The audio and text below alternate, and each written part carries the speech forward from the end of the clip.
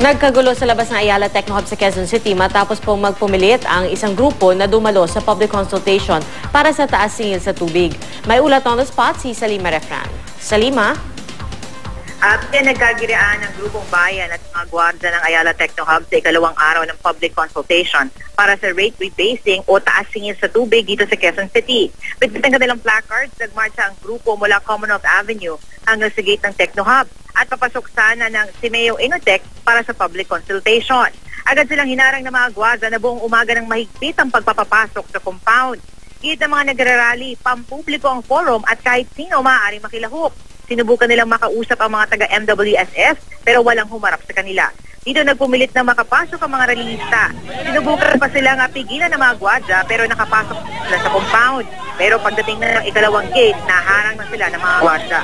Dito na nagsagawa ng programa ang grupo. Matapos ang kalahating oras, isang kinatawan ng MWSS na nagpapasok na sa grupo.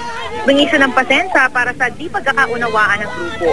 Nangako naman na di manggugulo sa konsultasyon ang grupong bayan. Pangunahing nais malaman ng bayan kung paano nakarating sa 5.83 na average rate rebasing ang Manila Water. Isinagawa ng MWSS ang public consultation para mas mapag-aralan ang proposal ng mga water concessionaire para makarecover ang gasto ayon na rin sa privatization agreement nila ng gobyerno. At ang latest mula dito sa Quezon City, Pia. Maraming salamat, Salima Refran.